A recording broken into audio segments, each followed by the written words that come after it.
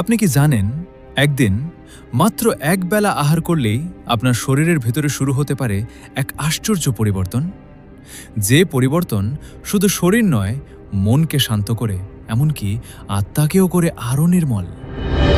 আজকের আধুনিক বিজ্ঞান যাকে বলছে ইন্টারমিটেন্ট ফাস্টিং, হাজার হাজার বছর আগে ভারতের ঋষিমুনিরা তারই এক সুসংহত বৈজ্ঞানিক এবং আধ্যাত্মিক রূপের কথা বলে গিয়েছেন হবিষ্যান্ন। পরম প্রেমময় শ্রী শ্রী ঠাকুর অনুকূলচন্দ্র মানব জীবনের কল্যাণের জন্য যে কয়েকটি জীবনবিধান দিয়েছেন, তার মধ্যে অন্যতম হবিষ্যান্ন। তিনি শুধু খাদ্যাভ্যাস শেখাননি, তিনি শিখিয়েছেন জীবনকে কিভাবে সুস্থ, দীর্ঘ এবং ঈশ্বরমুখী করা যায়। ধীরে ধীরে তার অমৃতবাণী ভেসে আসে, শ্রীবিগ্রহের মন্দির ভেবে যত্ন করিস শরীরটাকে, সহনপটু সুস্থ রাখিস, বিধিমাফিক পালিস তাকে। কি গভীর কথা! আমাদের এই শরীর কেবল মাংস আর রক্তের সমষ্টি নয়, এটি পরমেশ্বরের সেবার এক পবিত্র উপকরণ, এটি এক জীবন্ত মন্দির। তাই এই শরীরকে সুস্থ রাখা শুধু স্বাস্থ্যরক্ষার বিষয় নয়, এ এক পবিত্র সাধনা। এই কারণেই জীবন ও বৃদ্ধির ষটস্তম্ভে শ্রী শ্রী ঠাকুর নির্দেশ দিয়েছেন, প্রতি মাসে অন্তত একদিন সমস্ত সক্ষম পরিবারকে সঙ্গে নিয়ে পূর্বন্নে স্বল্প পরিমাণ হবিষ্যান্ন গ্রহণ করতে, তারপর সারাদিন উপবাস পালন করতে এবং সেই একবেলার আহারের মূল্য পরম প্রিয় ইষ্টের সেবায় আনন্দের সঙ্গে নিবেদন করতে। এ শুধু উপবাস নয়, এ শুধু দান নয়, এ শুধু খাদ্য সংযমও নয়, এ একসঙ্গে সংযম, সেবা, স্বাস্থ্য এবং আত্মোন্নতির এক অপূর্ব সাধনা। কিন্তু একটি প্রশ্ন আজও অনেকের মনে জাগে, হবিষ্যান্ন আসলে কি? কেন শ্রী শ্রী ঠাকুর এর উপর এত গুরুত্ব দিয়েছিলেন? আধুনিক বিজ্ঞান এর মধ্যে কি আশ্চর্য সত্য খুঁজে পেয়েছে? সত্যিই কি মাত্র একদিনের হবিষ্যান্ন শরীরের ভিতরে জমে থাকা বিষাক্ত উপাদান দূর করতে সাহায্য করে এবং আয়ু বৃদ্ধিতেও কি এর ভূমিকা রয়েছে? এই বিস্ময়কর রহস্য জানব পরবর্তী পর্বে। পর্ব ২, হবিষ্যান্নের বৈজ্ঞানিক রহস্য। শরীরের ভেতরে কি ঘটে? হবিষ্যান্ন এ কি শুধু একটি ধর্মীয় আচার, নাকি এর অন্তরে লুকিয়ে আছে মানবদেহকে সুস্থ রাখার এক বিস্ময়কর বৈজ্ঞানিক সত্য? চলুন আজ সেই রহস্যের পর্দা উন্মোচন করি। আমাদের শরীর প্রতিদিন অবিরাম কাজ করে চলেছে। আমরা যখনই খাদ্য গ্রহণ করি, আমাদের পাচনতন্ত্র অর্থাৎ ডাইজেস্টিভ সিস্টেম নিরবচ্ছিন্নভাবে কাজ শুরু করে। খাবার ভাঙে, পুষ্টি শোষণ করে, শক্তি উৎপন্ন করে এবং অবাঞ্ছিত পদার্থ শরীর থেকে বের করে দেয়। কিন্তু আপনি কি কখনো ভেবেছেন এই যন্ত্রটিও বিশ্রাম চায়? আজকের মানুষ সকাল, দুপুর, বিকেল, রাত, কখনো চা, কখনো বিস্কুট, কখনো ফাস্ট ফুড, আবার কখনো মিষ্টি বা ঠান্ডা পানীয়। ফলে ধীরে ধীরে শরীরে জমতে থাকে অপ্রয়োজনীয় বর্জ্য এবং বিষাক্ত উপাদান। এই কারণেই শ্রী শ্রী ঠাকুর হবিষ্যান্নের মাধ্যমে শুধু খাদ্য সংযম শেখাননি, তিনি শরীরকে একটি প্রাকৃতিক বিশ্রামের সুযোগ দিয়েছেন। মাত্র একদিন, এক বেলা পরিমিত হবিষ্যান্ন গ্রহণ, তারপর বাকি সময় উপবাস। এর ফলে পাচনতন্ত্র কিছুটা বিশ্রাম পায়, আর ঠিক তখনই শরীর নতুন খাবার হজম করার পরিবর্তে নিজের ভেতরের অপ্রয়োজনীয় জমে থাকা বর্জ্য, ক্ষতিগ্রস্ত কোষ এবং দূষিত উপাদান সরিয়ে ফেলতে আরও বেশি মনোযোগ দিতে পারে। এ যেন একটি কারখানা, যেখানে নতুন উৎপাদন কিছু সময়ের জন্য বন্ধ রেখে পুরো কারখানাটি পরিষ্কার, মেরামত এবং সুশৃঙ্খল করা হচ্ছে। যখন শরীর এই প্রাকৃতিক বিশ্রাম পায়, তখন মানুষ অনেক সময় অনুভব করে শরীর হালকা লাগছে, মন শান্ত হচ্ছে, খাবারের প্রতি স্বাভাবিক রুচি ফিরে আসছে। এ যেন প্রকৃতি নিজের হাতে মানবদেহকে আবার নতুন করে সজীব করে তুলছে। কিন্তু শ্রী শ্রী ঠাকুর কখনো বলেননি শুধু উপবাস করলেই সব হবে। তিনি সবসময় সুস্থতা এবং সহনশীলতার কথাই বলেছেন, কারণ যা শরীরের পক্ষে উপযোগী সেটাই গ্রহণযোগ্য। কিন্তু হবিষ্যান্ন শুধুই কি শরীরের জন্য, নাকি এটি মানুষের মন, চরিত্র এবং আত্মার উপরও গভীর প্রভাব ফেলে? কেন আমাদের প্রাচীন আর্য ঋষি মুনিরা এই ব্রতকে এত গুরুত্ব দিয়েছিলেন? সেই চিরন্তন সত্য জানব পরবর্তী পর্বে।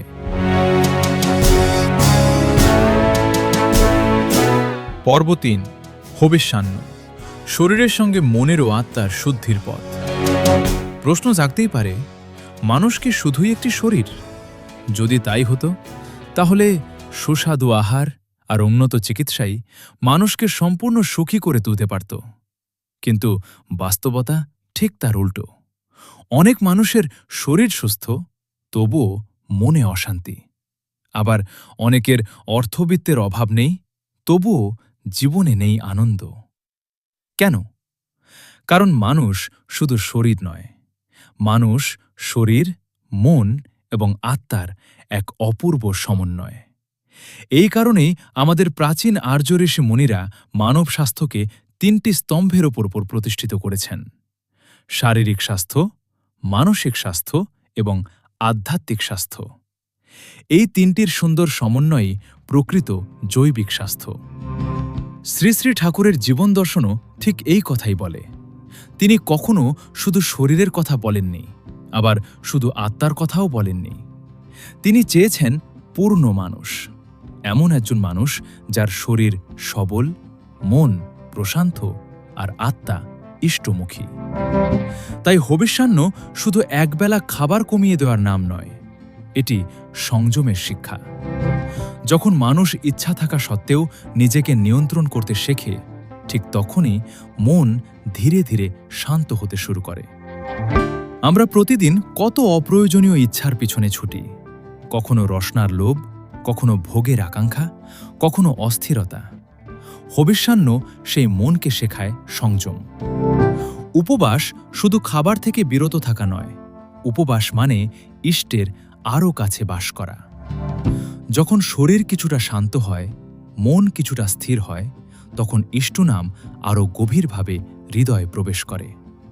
এই কারণেই শাস্ত্রে বলা হয়েছে, হবিষ্যান্নের দিন অযথা বাক্যালাপ নয়, অহেতুক ঘোরাঘুরি নয়, বৃথা সময় নষ্ট নয়, বরং ইষ্টমন্ত্র জপ, আত্মসমীক্ষা, প্রার্থনা এবং সৎ চিন্তায় দিনটিকে পবিত্র করে তোলা। যখন শরীর সংযম শেখে, মন শান্ত হয় আর আত্মা ইষ্টের দিকে অগ্রসর হয়, তখনই মানুষ নিজের মধ্যেই এক নতুন শক্তির উদয় অনুভব করে। হয়তো এই কারণেই পরম প্রেমময় শ্রী শ্রী ঠাকুর হবিষ্যান্নকে শুধু একটি খাদ্যবিধি হিসেবে নয়, বরং একটি জীবনবিধি হিসেবে প্রতিষ্ঠা করেছিলেন। কিন্তু হবিষ্যান্নের আসল নিয়ম কি? কোন কোন খাদ্য গ্রহণ করা উচিত? কেন আতপ চাল, কাঁচকলা, সৈন্ধব লবণ, দুধ, ঘি, তিল এবং কাঠবাদামের বিশেষ গুরুত্ব দিয়েছেন শ্রী শ্রী ঠাকুর? এসব খাদ্যের পিছনেও কি লুকিয়ে আছে বৈজ্ঞানিক রহস্য? সেই অত্যন্ত গুরুত্বপূর্ণ আলোচনা নিয়ে আমরা প্রবেশ করব পরবর্তী পর্বে। পর্ব ৪, হবিষ্যান্নের নিয়ম ও খাদ্যের বৈজ্ঞানিক রহস্য। সংযম শুধু না খাওয়ার নাম নয়। সংযম মানে সঠিক সময়ে, সঠিক পরিমাণে সঠিক খাদ্য গ্রহণ করা। আর সেই কারণেই পরম প্রেমময় শ্রী শ্রী ঠাকুর হবিষ্যান্ন পালনের ক্ষেত্রেও অত্যন্ত বাস্তবসম্মত নির্দেশ দিয়েছেন। হবিষ্যান্নের দিন সকাল থেকেই মন থাকবে ইষ্টচিন্তায়। অযথা বাক্যালাপ নয়, অহেতুক তর্ক নয়, বরং ইষ্টমন্ত্র জপ, ত্রিসন্ধ্যা স্নান এবং সংযত জীবনযাপন। মধ্যাহ্নে একবার পরিমিত হবিষ্যান্ন গ্রহণ, তারপর বাকি দিন উপবাস। প্রশ্ন হল, সেই হবিষ্যান্নে কি কি থাকবে? শ্রী শ্রী ঠাকুর বলেছেন, আতপ চাল, কাঁচকলা, ডাল, সৈন্ধব লবণ, দুধ, কলা, ঘি, আর তিনি বিশেষভাবে উল্লেখ করেছেন তিল এবং কাঠবাদাম। কেন? কারণ এই খাদ্যগুলো শুধু পেট ভরানোর জন্য নয়, এগুলো শরীরকে সহজে হজমযোগ্য, প্রাকৃতিক এবং পুষ্টিকর খাদ্য প্রদান করে। শ্রী শ্রী ঠাকুর একটি অত্যন্ত গুরুত্বপূর্ণ কথা বলেছেন, কাঠবাদাম ও দুধে প্রচুর দ্রবণীয় প্রোটিন অর্থাৎ সলিউবল প্রোটিন পাওয়া যায়। ভাবুন তো, আজ পুষ্টিবিজ্ঞান যে বিষয় নিয়ে গবেষণা করছে, শ্রী শ্রী ঠাকুর বহু আগেই তার ব্যবহারিক গুরুত্ব মানুষকে বুঝিয়েছিলেন। কিন্তু তিনি কখনো কঠোর নিয়ম চাপিয়ে দেননি। একদিন তাকে প্রশ্ন করা হয়েছিল, হবিষ্যান্নের সঙ্গে দুধ, কলা, গুড় খাওয়া কি আবশ্যিক? শ্রী শ্রী ঠাকুর অত্যন্ত সহজভাবে উত্তর দিলেন, কম্পালসারি বলে কথা নয়, প্রধান কথা হল স্বাস্থ্য। যদি হজম হয় তবে খাবে, না হলে খাবে না, কারণ স্বাস্থ্যই প্রথম। তিনি আরও বলেন, অনেকের আতপ চাল খেলে কোষ্ঠকাঠিন্য হয়, সেক্ষেত্রে সহ্য অনুযায়ী দুধের পরিমাণ বাড়িয়ে দিতে হবে। কি অপূর্ব বাস্তববোধ! এখানেই আমরা দেখি শ্রী শ্রী ঠাকুরের জীবনদর্শন কোনো অন্ধ আচার নয়, বরং স্বাস্থ্য নির্ভর বিজ্ঞান। তিনি মানুষকে কষ্ট দিতে চাননি, তিনি মানুষকে সুস্থ করতে চেয়েছেন। তাই হবিষ্যান্ন শুধু একটি ব্রত নয়, এটি শরীর, মন এবং জীবনকে সুশৃঙ্খল করার একটি বৈজ্ঞানিক সাধনা। কিন্তু শাস্ত্রে কেন বলা হয়েছে হবিষ্যান্ন সর্বপাপের মোচনকারী? কেন আর্য ঋষিরা একে প্রায়শ্চিত্তের সর্বোত্তম ব্রত বলে ঘোষণা করেছেন? এই গভীর আধ্যাত্মিক সত্য এবং পারাশর স্মৃতির অমূল্য ব্যাখ্যা নিয়ে আমরা প্রবেশ করব পরবর্তী পর্বে। পর্ব ৫, হবিষ্যান্ন, প্রায়শ্চিত্ত, আত্মশুদ্ধি ও জীবনের পুনর্জাগরণ। মানুষ নিজেকে পৃথিবীর শ্রেষ্ঠ জীব বলে মনে করে, কিন্তু একবার নিজের জীবনের দিকে নিরপেক্ষভাবে তাকিয়ে দেখুন। প্রতিদিন জানতে অথবা না জেনেই আমরা কত ভুল করি, কত অন্যায় করি, কত অবহেলা করি, কত প্রাণের ক্ষতি করি। হয়তো হাঁটতে গিয়ে অজান্তেই একটি ক্ষুদ্র প্রাণীকে পিষে ফেলেছি, হয়তো রাগের মাথায় কারো হৃদয়ে আঘাত করেছি, হয়তো নিজের স্বার্থে অন্যের কষ্টের কারণ হয়েছি। এইসব হয়তো আমাদের চোখে তুচ্ছ, কিন্তু ধর্ম এবং ঋষিদের দৃষ্টিতে কোনো কর্মই অকারণ নয়। প্রাচীন পারাশর স্মৃতিতে এই কারণেই বিভিন্ন প্রকার প্রায়শ্চিত্তের বিধান দেওয়া হয়েছে।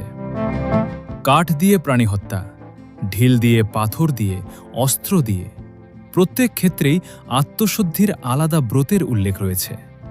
আর সকল প্রকার পাপক্ষয়ের জন্য উল্লেখ করা হয়েছে একাহারী হবিষ্যান্ন ব্রতের। কিন্তু এখানে পাপ শব্দটির আরও একটি গভীর অর্থ আছে। পাপ শুধু অন্যকে কষ্ট দেওয়া নয়, পাপ হল নিজের জীবনকে অবনতির দিকে ঠেলে দেওয়া। যে অভ্যাস আমাদের শরীরকে দুর্বল করে, মনকে অস্থির করে, ইষ্ট থেকে দূরে সরিয়ে দেয়, সেই সবই আসলে জীবনের অকল্যাণ। হবিষ্যান্ন মানুষকে একদিনের জন্য থামতে শেখায়, নিজেকে নিজের সামনে দাঁড় করাতে শেখায়। আজ আমি কেমন মানুষ? আমার চিন্তা কেমন? আমার আচরণ কেমন? আমার জীবন কি ইষ্টমুখী নাকি শুধুই ভোগমুখী? এই একদিনের সংযম মানুষকে নিজের ভিতরের মানুষটির সঙ্গে পরিচয় করিয়ে দেয়। এ যেন শরীরের উপবাসের সঙ্গে অহংকারের উপবাস, লোভের উপবাস, অসংযমের উপবাস। তাই পরম প্রেমময় শ্রী শ্রী ঠাকুর হবিষ্যান্নকে শুধু খাদ্যবিধি হিসেবে দেখেননি, তিনি একে মানুষের অস্তিত্ব রক্ষার একটি জীবন্ত অনুশীলন হিসেবে প্রতিষ্ঠা করেছেন। আজ যখন উচ্চ রক্তচাপ, ডায়াবেটিস, স্থূলতা, উদ্বেগ, অনিদ্রা এবং মানসিক অশান্তি প্রতিটি ঘরে প্রবেশ করেছে, তখন শ্রী শ্রী ঠাকুরের এই জীবনবিধান আরও প্রাসঙ্গিক হয়ে উঠেছে। কিন্তু একটি প্রশ্ন এখনও রয়ে গেল, আজকের ব্যস্ত জীবনে আমরা কিভাবে এই হবিষ্যান্ন ব্রত পালন করব? কিভাবে পরিবারের ছোট বড় সবাইকে এই জীবনবিধির সঙ্গে সঙ্গে যুক্ত করব? আর কেন শ্রী শ্রী ঠাকুর এটিকে প্রত্যেক সৎসঙ্গের অবশ্য পালনীয় বলেছিলেন? এই অত্যন্ত গুরুত্বপূর্ণ শেষ আলোচনা এবং হৃদয়স্পর্শী উপসংহার নিয়ে আমরা পৌঁছে যাব শেষ পর্বে। পর্ব 6, হবিষ্যান্ন, সুস্থ শরীর, নির্মল মন ও ইষ্টমুখী জীবনের পথ। একবার একটি প্রশ্ন নিজেকেই করুন। সারা জীবন অর্থ উপার্জন করলাম, পরিশ্রম করলাম, সংসারের জন্য সব কিছু করলাম, কিন্তু যদি নিজের শরীরটাই অসুস্থ হয়ে পড়ে, তবে সেই অর্জনের মূল্য কতটুকু? এই কারণেই পরম প্রেমময় শ্রী শ্রী ঠাকুর শরীরকে কখনো অবহেলা করতে বলেননি, বরং তিনি বলেছেন, শ্রীবিগ্রহের মন্দির ভেবে যত্ন করিস শরীরটাকে। কি অসাধারণ শিক্ষা! এই শরীর আমাদের নয়, এটি ইষ্ট সেবার একটি পবিত্র মাধ্যম। তাই এই শরীরকে সুস্থ রাখা শুধু নিজের জন্য নয়, ইষ্টের কাজের জন্য অপরিহার্য। হবিষ্যান্ন আমাদের শেখায় সংযম, শেখায় নিয়ম, শেখায় আত্মনিয়ন্ত্রণ এবং সবচেয়ে বড় কথা, শেখায় কৃতজ্ঞতা। একদিন নিজের রসনাকে সংযত করে আমরা উপলব্ধি করি, খাদ্য কেবল স্বাদের জন্য নয়, জীবনের জন্য। আজ সারা পৃথিবীতে মানুষ সুস্থ থাকার নতুন নতুন উপায় খুঁজছে। কেউ ডায়েট করছে, কেউ ফাস্টিং করছে, কেউ ডিটক্সের কথা বলছে। কিন্তু আমাদের ঋষি সংস্কৃতি এবং পরম প্রেমময় শ্রী শ্রী ঠাকুর বহু আগেই জীবনচর্চার মধ্যে এই বৈজ্ঞানিক সংযমকে স্থান দিয়েছেন। তবে একটি কথা আমাদের সব সময় মনে রাখতে হবে, হবিষ্যান্ন কোনো অন্ধ আচার নয়, এটি কাউকে কষ্ট দেওয়ার ব্রত নয়। শ্রী শ্রী ঠাকুর স্পষ্ট বলেছেন, প্রধান কথা হল স্বাস্থ্য, অর্থাৎ যা শরীরের পক্ষে উপযোগী তাই অনুসরণ করতে হবে। ভাবুন তো, যদি প্রতিটি পরিবার মাসে মাত্র একদিন একসঙ্গে ইষ্ট নাম করে সংযম পড়ে, একবেলা সহজ পবিত্র আহার গ্রহণ করে আর ইষ্ট সেবার জন্য সামান্য হলেও নিবেদন করে, তবে শুধু একটি পরিবার নয়, সমগ্র সমাজই আরও সুস্থ, সংযত এবং ভালোবাসাময় হয়ে উঠতে পারে। পরম প্রেমময় শ্রী শ্রী ঠাকুর চেয়েছিলেন একটি নিরোগ, সবল, ইষ্টমুখী মানব সমাজ। তার প্রতিটি জীবনবিধান মানুষকে ছোট করতে নয়, বড় করতে, দুর্বল করতে নয়, সবল করতে, অন্ধবিশ্বাসে নয়, জ্ঞান, বিজ্ঞান এবং অনুভবের পথে এগিয়ে নিতে। আসুন আমরা পরম প্রেমময়ের এই অমূল্য জীবনবিধানকে শুধু শুনে না রাখি, নিজের জীবনে ধীরে ধীরে অনুশীলন করি, নিজে সুস্থ থাকি, পরিবারকে সুস্থ রাখি আর ইষ্টমুখী জীবন গড়ে তুলি। শরীর যদি সুস্থ থাকে, মন যদি সংযত থাকে আর জীবন যদি ইষ্টমুখী হয়, তবে মানুষ শুধু দীর্ঘজীবী হয় না, তার জীবন হয়ে ওঠে সার্থক। পরম প্রেমময় শ্রী শ্রী ঠাকুরের অমৃতবাণী শুধু শোনার জন্য নয়, জীবনে ধারণ করার জন্য।